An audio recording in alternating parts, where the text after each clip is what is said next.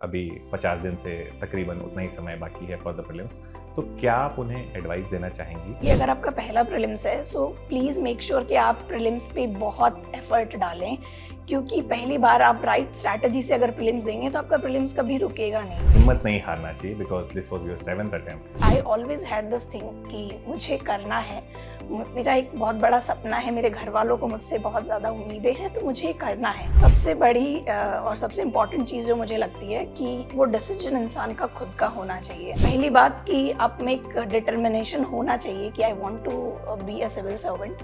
दूसरा, आप अपने आप को प्रिपेयर रखें कि आपको बहुत मेहनत तो करनी ही पड़ेगी। स्मार्ट स्टडीज़ के साथ साथ आपको हार्ड वर्क का कोई सब्स्टिट्यूट नहीं है, जहाँ तक मुझे लगता है। नेक्स्ट आईएएस के टॉपर्स टॉप में एक बार फिर आप सभी का स्वागत है। मैं राज राय, फैकल्टी नेक्स्ट आईएएस। आज हमारे साथ हैं एक बहुत ही इंस्पिरेशनल पर्सनालिटी जिनका इस बार 917 रैंक आया है सिविल सर्विसेज में, और ये उनका 7वां प्रयास था। एक जो कविता हरिवंश राय जी की बहुत प्रचलित है कि कोशिश करने वालों की कभी हार नहीं होती, एंड अगेन वही इन पे चरितार्थ होती है।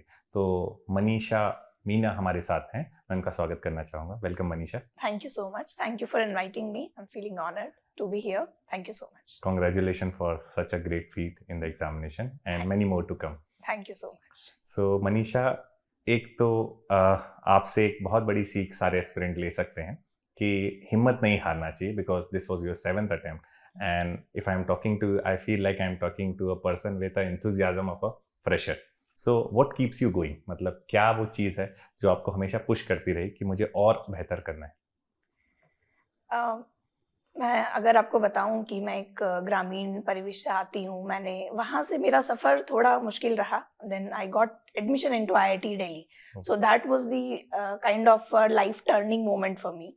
So that completely transformed my personality, and while studying in IIT, I got the courage to dream so big that I can appear for the civil services. Earlier it was not there. Earlier I was not even aware, and I could not think to that level in my life. So when I started preparing, I had this thing in my mind that I want to clear it. I just want to get into the civil services.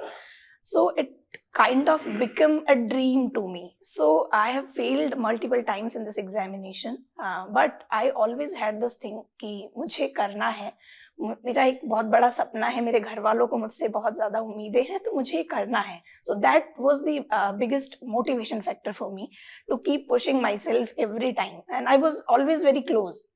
It was not like that I have failed with a big margin. So I always had this hope that I can do it. Just a little bit of push and I can do it. I'll be into the list. So that was the thing.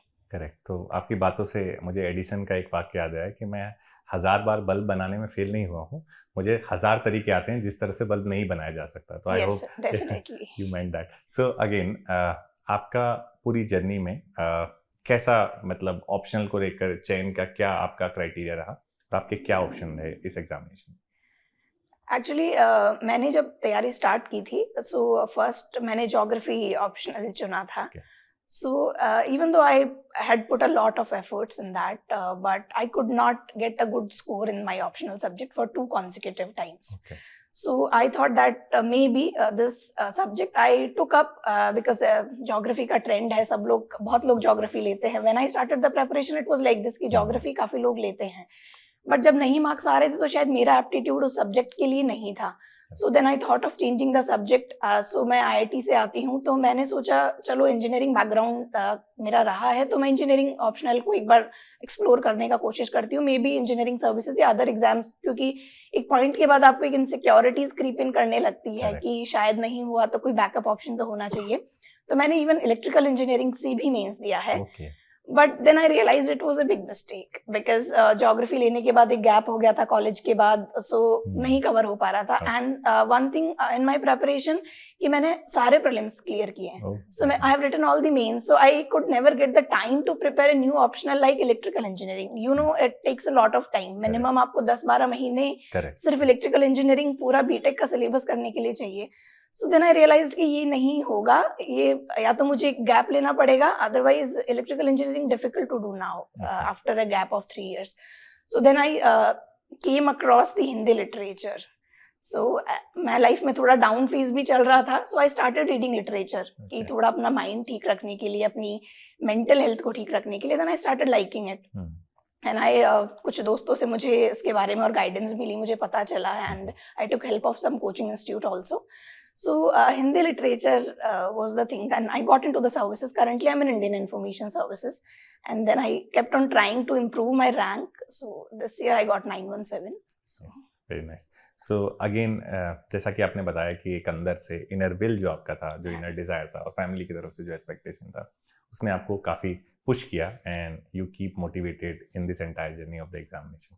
And जैसा कि आपने बताया कि आपने 7 बार अपना prelims clear किया. yes. तो जो नए एस्पिरेंट है और अभी 50 दिन से तकरीबन उतना ही समय बाकी है फॉर द प्रीलिम्स, तो क्या आप उन्हें एडवाइस देना चाहेंगी at the last minute they should follow for the next 50 days, जिससे उनका प्रीलिम्स बेसिकली हैंडल हो पाए? yes. फॉर प्रीलिम्स मैं लोगों को बताना चाहूँगी कि अगर आपका पहला प्रीलिम्स है, सो प्लीज़ मेक श्योर कि आप प्रीलिम्स पे बहुत एफर्ट डालें, क्योंकि पहली बार आप राइट स्ट्रैटेजी से अगर प्रीलिम्स देंगे तो आपका प्रीलिम्स कभी रुकेगा नहीं. Prelims is the most tricky stage in this examination, I will say. So जितना आप हो सके आप प्रीवियस ईयर क्वेश्चंस को एनालाइज करो. मेरा सबसे ज़्यादा मतलब फोकस उसी पे रहता था कि मैं रिवर्स इंजीनियरिंग भी एक तरह से करती थी कि मैं ऑप्शंस जो हैं, इवन जो करेक्ट ऑप्शन है उसके अलावा भी जो बाकी ऑप्शन है, आई लुक फॉर देम कि उनका क्या मतलब है, जैसे art and culture and all.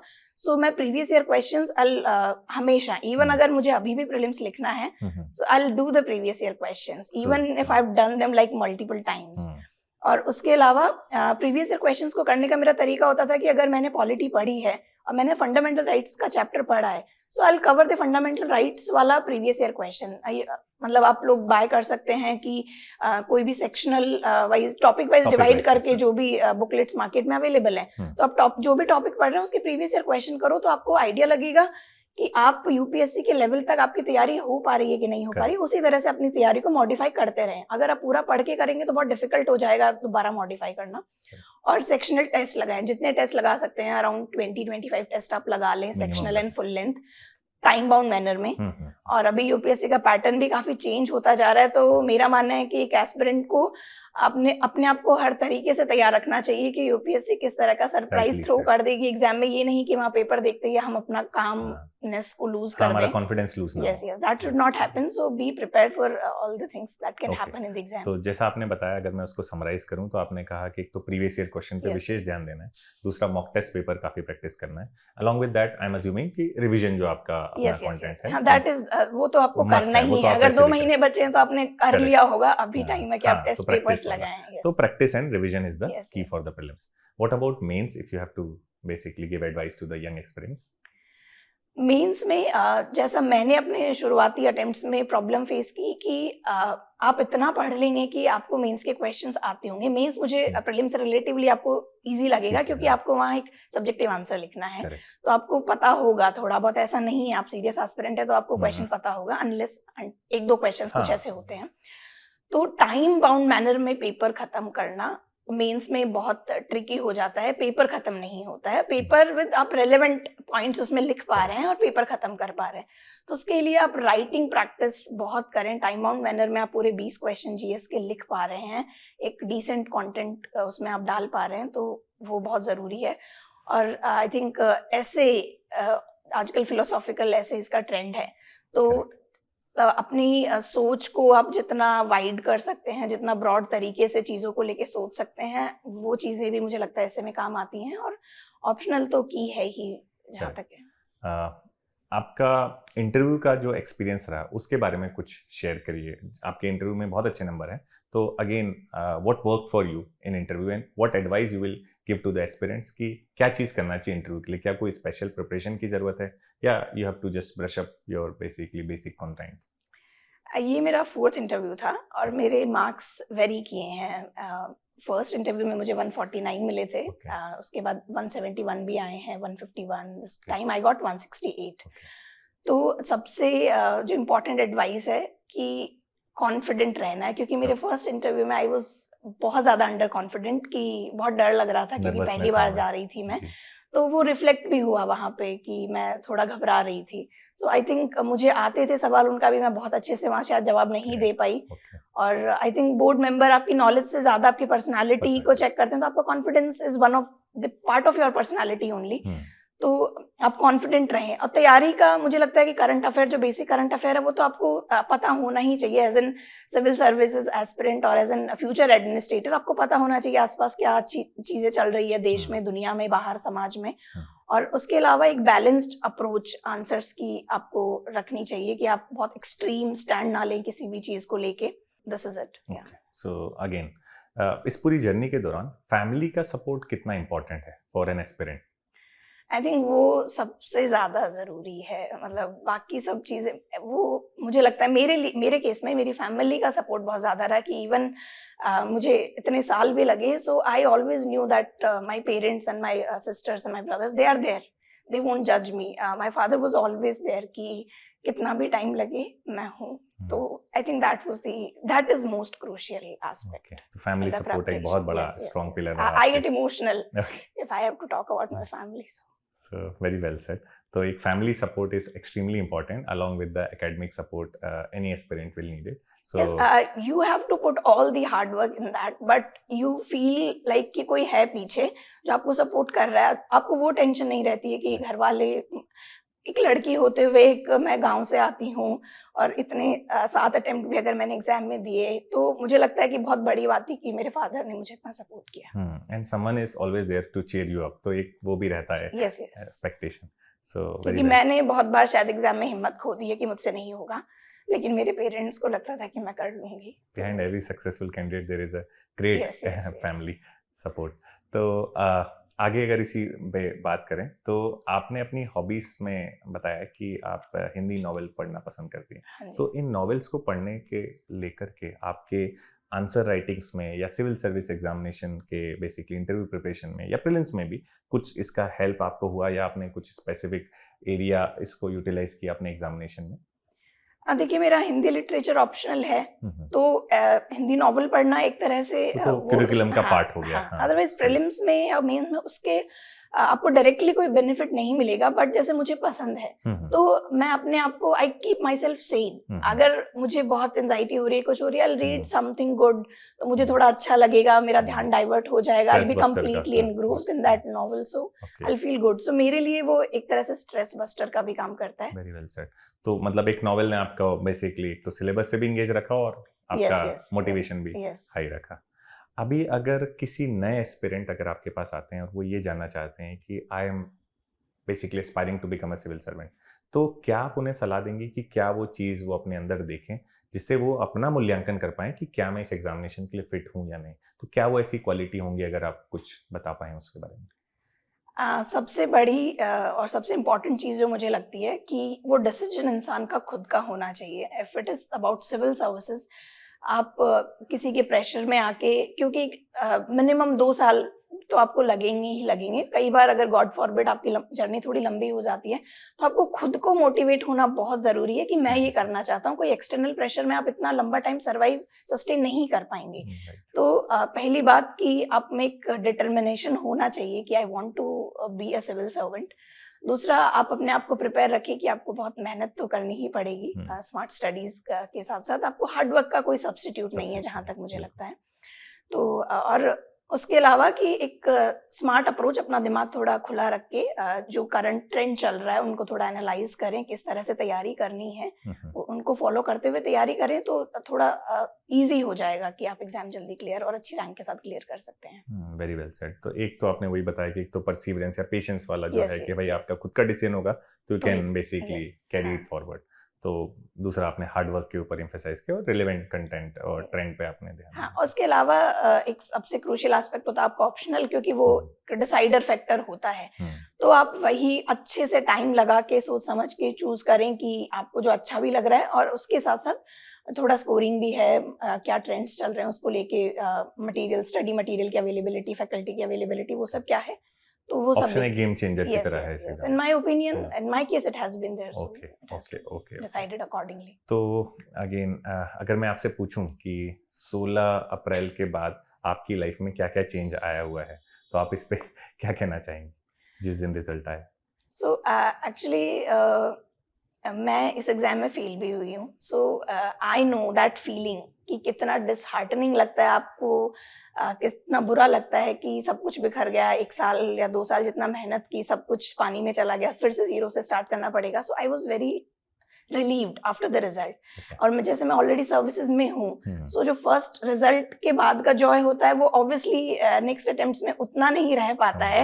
हाँ. तो but I was very happy, मेरी फैमिली भी बहुत खुश थी, मैं भी बहुत खुश थी. So I was feeling happy. Okay. So एक और चीज़ जो मैं इसी से रिलेटेड जानना चाहूँगा कि जो पूरा प्रोसेस था ये बड़ा टायरिंग था और आपको भी काफ़ी इसमें एंगेजमेंट रहा और काफ़ी इन्वॉल्वमेंट रहा, तो आप अपना बेसिकली डेली शेड्यूल कैसे मेंटेन करती थी? किस किस टाइम में आप चाहते थे कि you need to take a break, और आपका डेली रूटीन क्या होता था अगर आप किसी एस्पिरेंट को बताना चाहें? एक्चुअली जब से इंजीनियरिंग मैंने किया है तो थोड़ा सा लाइफ चेंज हो गई है कि सुबह रात को देर तक पढ़ना और सुबह देर से उठना, थोड़ा वैसा शेड्यूल रहता था.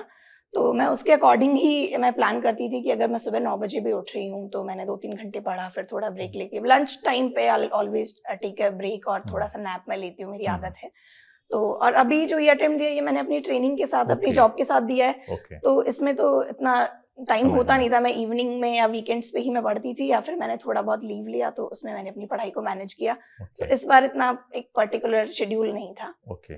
तो ये एग्जामिनेशन जो सर्विस में है या जो ऑलरेडी जॉब कर रहे हैं, अगर वो ये प्रोग्राम देख रहे हैं तो वो क्या बेसिकली रूटीन फॉलो करें जो आपने फॉलो किया इस अटेम्प्ट में, जो कि आपके लिए वर्किंग रहा इस बार? आपको जितना क्योंकि आपके पास समय कम कम रहता टाइम है, होता correct, है, हाँ. तो आप उसको ये है कि उससे अधिक उसे प्रोडक्टिव बनाना है आपको. जब हमारे पास पूरा दिन होता है तो we tend to waste time की बहुत धीरे धीरे चीजें कर रहे हैं. हमें लग रहा है अच्छा अभी 2 महीने हैं प्रीलिम्स में तो धीरे धीरे पढ़ रहे हैं. व्हेन यू नो कि आपके पास बहुत कम टाइम है, आपको बस शाम को 4 घंटे मिल रहे हैं, आपको वीकेंड्स मिल रहे हैं, तो आप मुझे लगता है कि आप ज़्यादा एफिशिएंट हो जाते हैं. मैं पर्सनली थोड़ा ज़्यादा एफिशिएंट हो गई थी. तो आप जितना भी टाइम मिल रहा है, जहाँ जहाँ आप टाइम बचा सकते हैं, बस उसे बचा के उसे प्रोडक्टिवली यूटिलाइज करें. आई think it can be done, but it depends कि आपका जॉब कितना डिमांडिंग है. Correct. So if you are getting enough time and you can get some leaves and also you can manage the ये preparation. Manage with हो that. सकता है job के Yes, साथ yes, भी. it can be managed. Okay.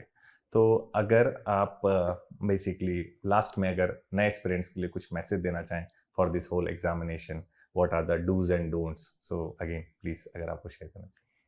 देखो, मैं नए एस्पिरेंट्स को ये कहना चाहूँगी कि पिछले 1-2 साल में यूपीएससी का पैटर्न बहुत चेंज हो रहा है. सो आप उसको ध्यान में रखते हुए तैयारी करें, बट यूपीएससी जितना अनसर्टेन है, आप ये नहीं कि आप पुराने पैटर्न को भूल जाएं. यू नेवर नो कि अगले प्रीलिम्स में ही यूपीएससी पुराने पैटर्न पे चली गई है.